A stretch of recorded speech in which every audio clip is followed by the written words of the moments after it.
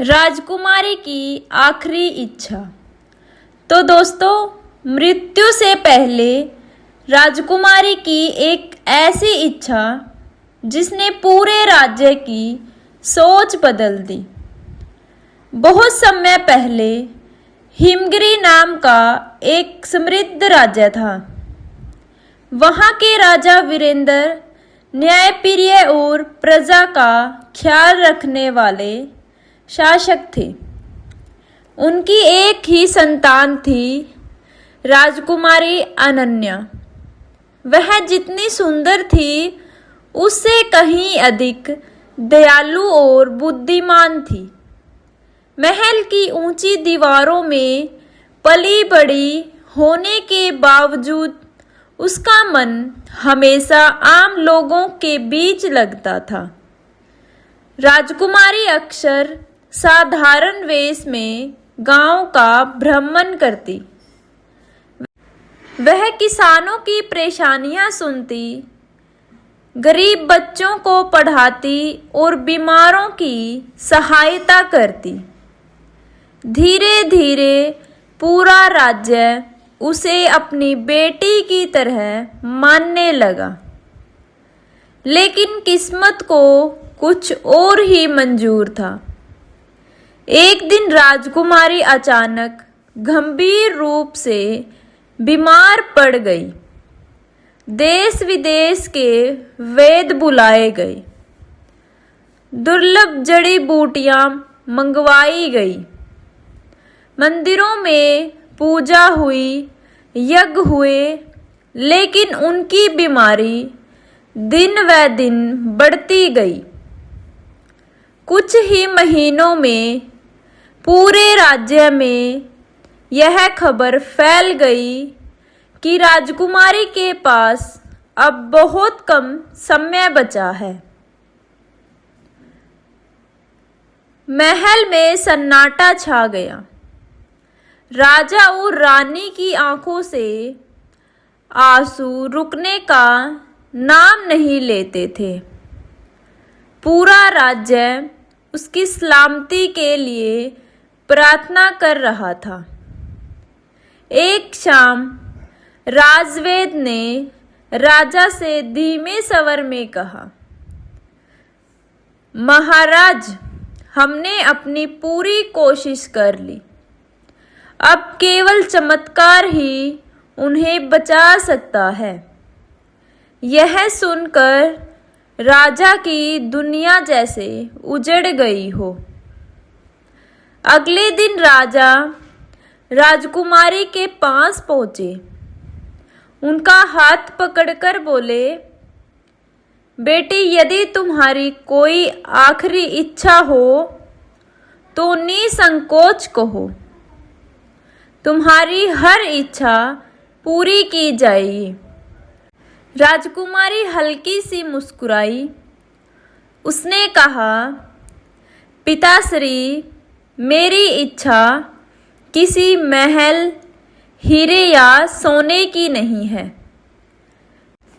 मैं चाहती हूँ कि मेरे जाने से पहले पूरे राज्य के सभी लोग राजमहल के विशाल प्रांगण में इकट्ठे हों। राजा ने तुरंत आदेश दे दिया। अगले दिन राज्य के हर गांव, हर नगर से लोग महल पहुंचे। अमीर व्यापारी, गरीब किसान, सैनिक, मजदूर, कारीगर, महिलाएं, बच्चे सब उपस्थित हुए। सब सोच रहे थे कि शायद राजकुमारी अपना अंतिम दर्शन देना चाहती है। राजकुमारी को एक सुंदर रथ पर बैठाकर प्रांगण में लाया गया।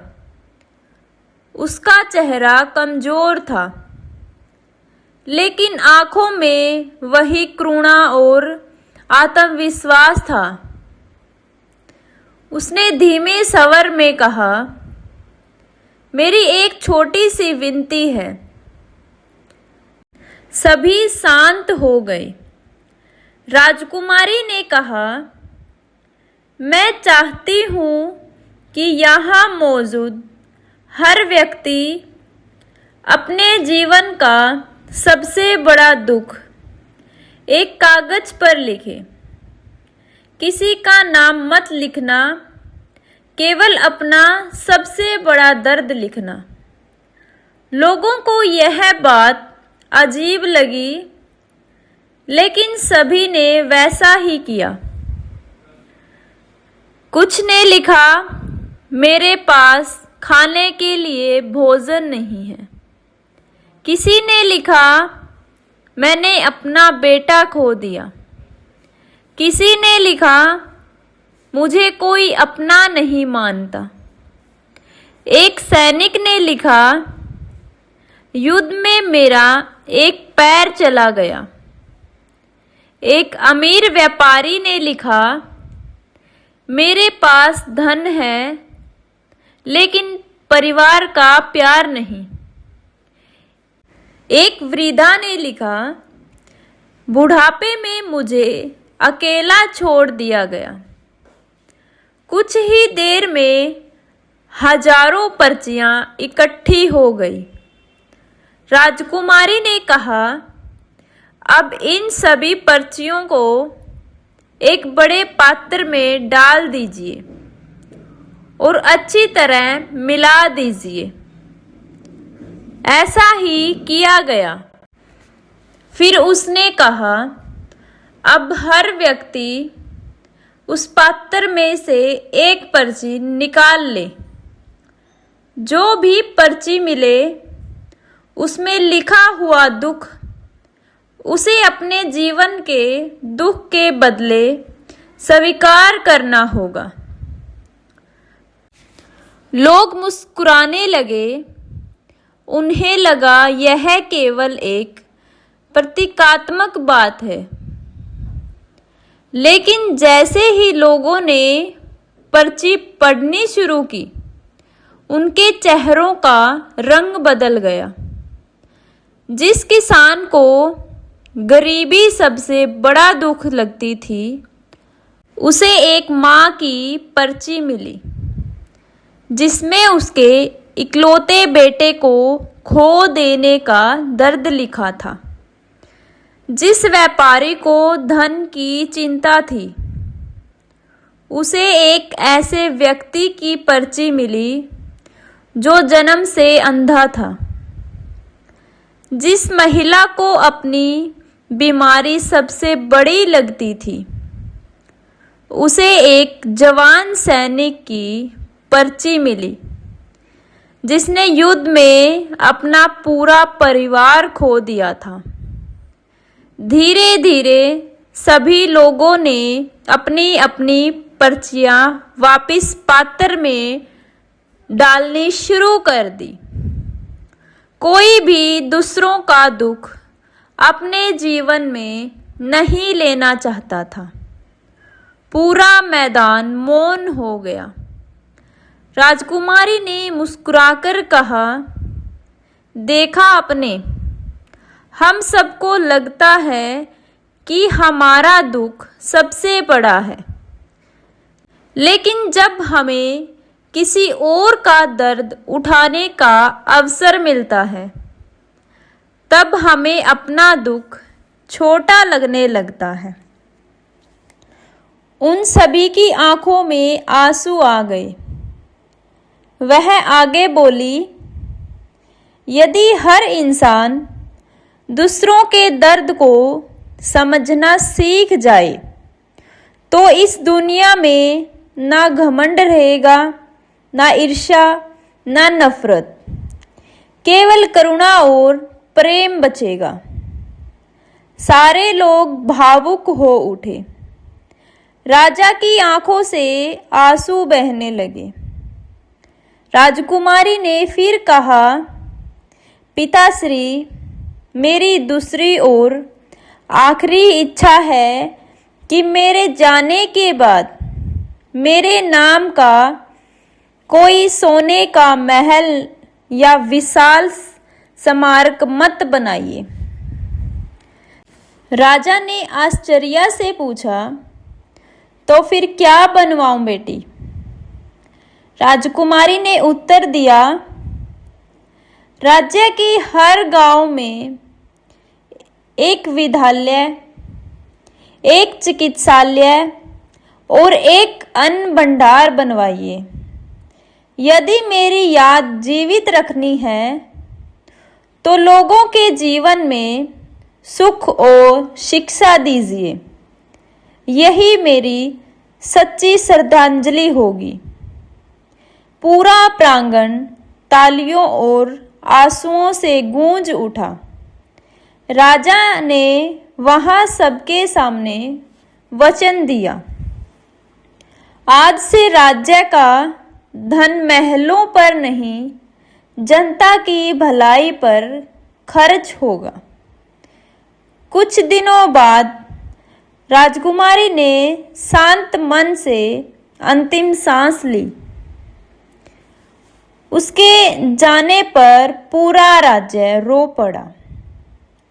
लेकिन उसके जाने के बाद जो हुआ उसने इतिहास बदल दिया।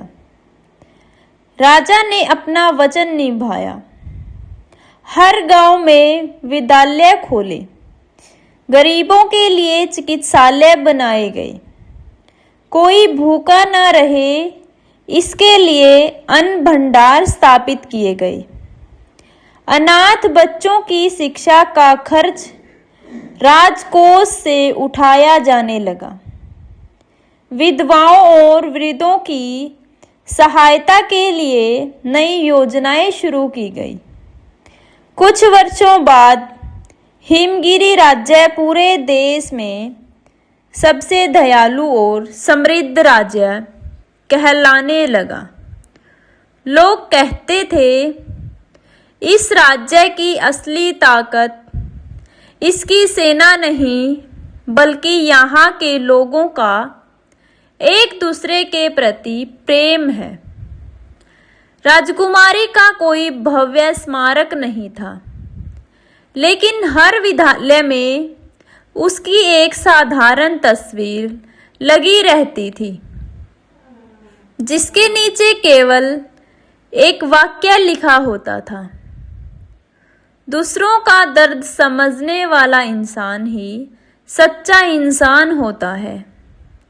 समय बीतता गया, पीढ़ियां बदलती रही, लेकिन राजकुमारी की आखिरी इच्छा कभी नहीं भुलाई गई। आज भी जब कोई व्यक्ति अपने दुख से टूटने लगता है तो बुजुर्ग उसे यही कहानी सुनाते और कहते हैं, अपने दुखों को कोसने से पहले किसी और के आंसू देखो, शायद तब तुम्हें एहसास होगा कि तुम्हारे पास अभी भी बहुत कुछ है, जिसके लिए ईश्वर का धन्यवाद किया जा सकता है। तो दोस्तों, इस कहानी से हमें सीख मिलती है कि सच्ची महानता धन, शक्ति या सुंदरता में नहीं, बल्कि दूसरों के दुखों को समझने और उनके जीवन को बेहतर बनाने में है। जो इंसान करुणा और सेवा का मार्ग चुनता है, वही दुनिया में अमर हो जाता है। तो आपको ये कहानी कैसी लगी कमेंट करके ज़रूर बताना और चैनल को सब्सक्राइब ज़रूर कर लेना।